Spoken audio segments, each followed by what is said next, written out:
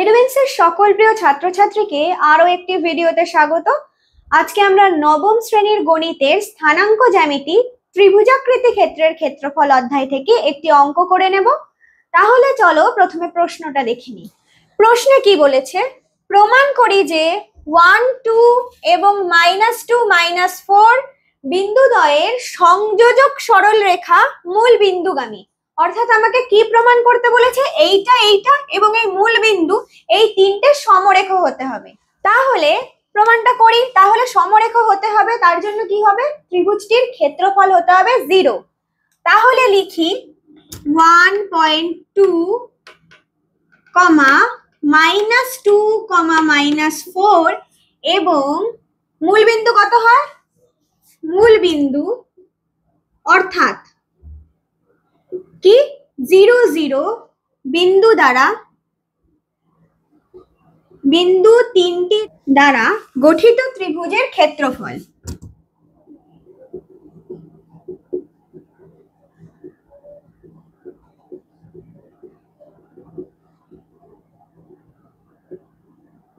এইবার ত্রিভুজের ক্ষেত্রফল বের করার সূত্র তোমরা নিশ্চয়ই জানো।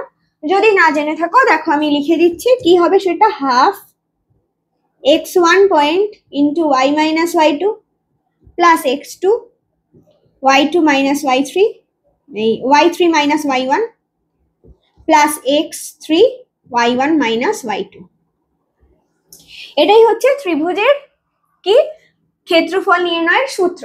তাহলে দেখো এখানটায় লিখছি, এখানে x1 y1 y2 কে সেটা এই পাশে লিখে দিচ্ছি যাতে তোমাদের অঙ্কটা বুঝতে সুবিধা হয়। লিখে নিচ্ছি x1 x2 x3 এবং y1 y2 y3। দেখো এখানে বলেছে কি 1 2 অর্থাৎ x1 1 আর y1 2, তাহলে x1 1 y1 2, তারপর আছে -2 4 অর্থাৎ x2 -2 y2 -4 এবং কি মূল বিন্দু অর্থাৎ কি বলেছে y1 y3 x3 0 y3 0। মানটা বসিয়ে দিই এখানে।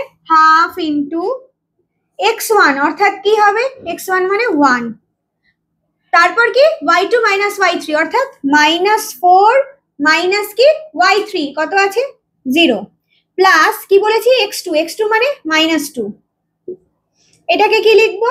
-2 ইন্টু কি বলেছে y3 y1 অর্থাৎ 0 -2 প্লাস কি x3 অর্থাৎ 0 ইন্টু কি y1 y2 অর্থাৎ 2 মাইনাস অফ -4 অর্থাৎ এই জায়গাটা আমি এই ব্র্যাকেট দিচ্ছি।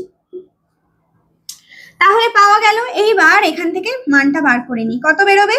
1 ইন্টু -4 প্লাস মাইনাসে -2 এবং এখান থেকে কি বেরোচ্ছে? আচ্ছা এইটা আগে প্রথমে এইটুকু রাখি ব্র্যাকেটে, একবারে হিসাব করে রাখি।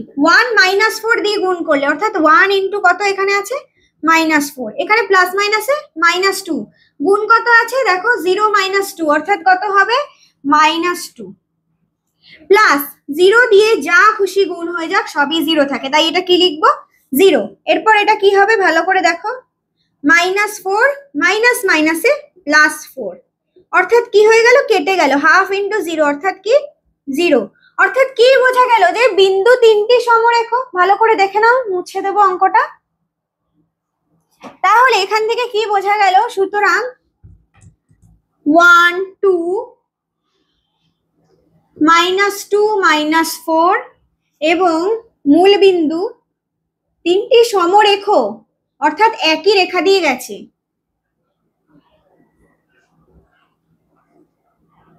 তিনটি সমরেখ অর্থাৎ কি বোঝা গেল? এই দুটি রেখাংশ সংযোজক সরল রেখা কোথা দিয়ে গেছে? মূল বিন্দু দিয়ে গেছে। তবেই তো এটা কি হচ্ছে তিনটে সমরেখ হচ্ছে, তাছাড়া তো হতে পারতো না। সুতরাং কি পেয়ে গেলাম যে 1 2 -2 -4 বিন্দুদ্বয়ের সংযোজক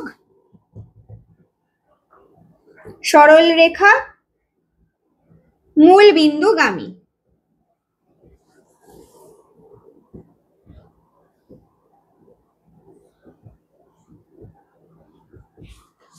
মূল বিন্দুগামী।